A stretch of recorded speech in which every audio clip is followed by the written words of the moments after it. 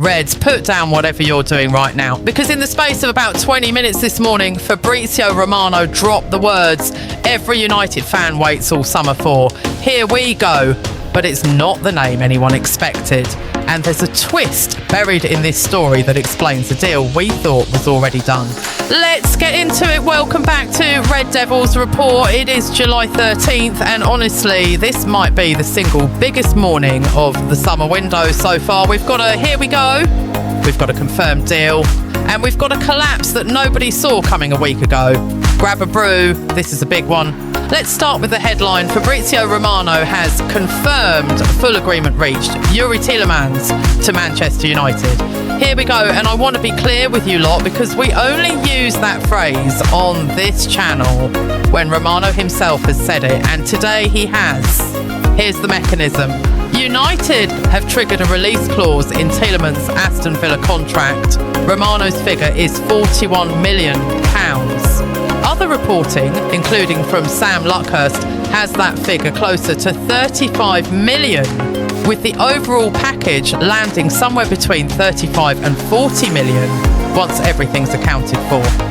Either way, this is a release clause situation, not a negotiated fee, which is exactly why it moved so fast. David Ornstein's reporting adds real colour here too.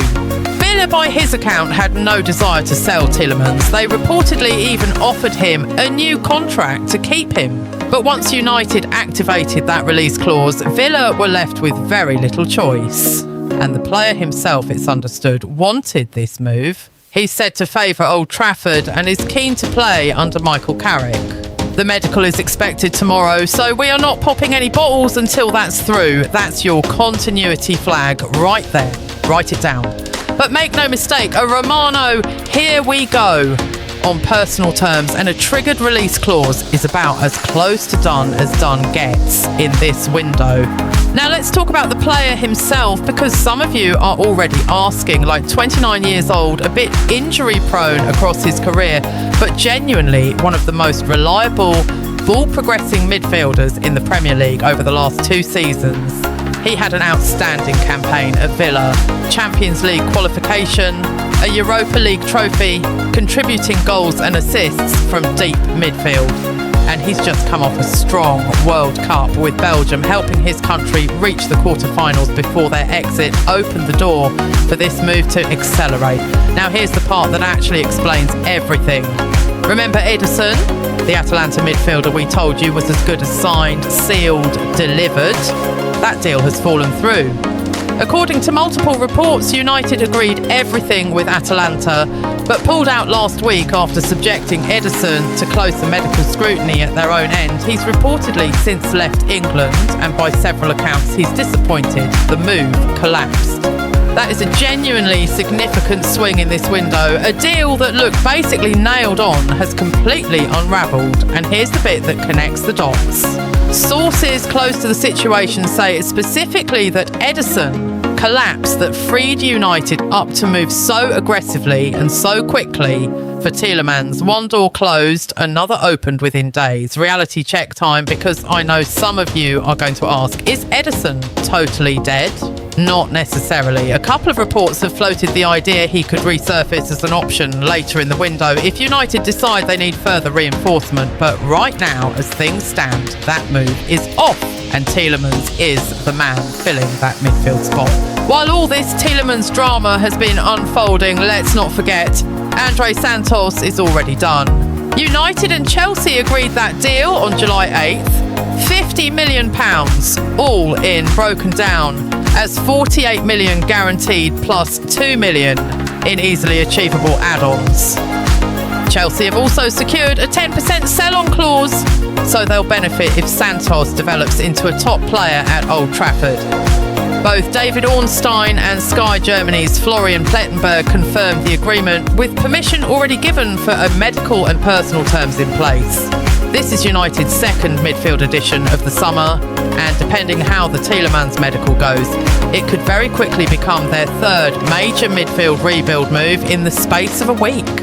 Right, let's shift into pre-season because there's genuinely good stuff happening at Carrington too. United's squad reported back for pre-season training on Thursday the 9th of July with the early group of players getting Michael Carrick's first proper block of control before the World Cup lads filter back over the coming weeks at staggered times. That first friendly comes quick. Wrexham in Helsinki on the 18th of July, giving Carrick just over a week with his early returners before that game. And the fixture list after that is a proper European tour. Rosenborg in Trondheim on the 24th, Atletico Madrid in Stockholm on the 1st of August, PSG in Gothenburg on the 8th, Leeds at Croke Park in Dublin on the 12th, and AC Milan in Wrocław on the 15th. Just a week before the Premier League opener away at Hull City on the 22nd of August. Now here's something worth flagging for the culture watchers among you. Reports suggest Carrick has actually scrapped some of the old regime's rules. Automatic day after match training sessions are gone and some of the stricter dressing room food restrictions have reportedly been relaxed too. The idea, by all accounts, is greater player ownership, trusting the squad to manage their own standards rather than enforcing everything top down. Reality check on this one reads, relaxed rules can absolutely go one of two ways. Either it sharpens standards because players feel trusted and respond with real professionalism, or it turns into exactly the kind of soft pre-season that's bitten this club before under previous managers.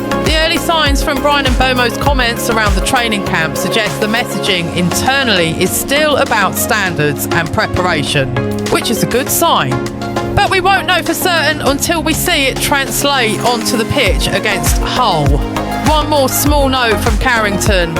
15 academy players have officially signed their first-year scholarship contracts, continuing United's long tradition of investing in the pipeline even in a summer this dominated by first-team transfer business. So let's zoom out. If both Santos and Tielemans go through, and I stress Tielemans still needs that medical tomorrow, United will have added two genuinely different midfield profiles this summer. Santos gives you youth, energy and long-term upside. Tielemans gives you immediate Premier League experience, composure on the ball and a proven winning mentality from Villa's trophy-laden season. What it also tells you is that Carrick and Ineos are not precious about sticking to a single plan. They missed out on Elliot Anderson, missed out on Mateus Fernandes, saw Sandro Tonali go elsewhere, and now they've walked away from an agreed Ederson deal entirely on medical grounds. That's a club willing to pull the plug rather than compromise, which, depending on your view, is either smart discipline or a sign of a chaotic recruitment process. I'll let you lot argue that one in the comments. Right, that's everything as it stands on the morning of July 13th. Santos confirmed Tielemans, here we go, pending his medical tomorrow.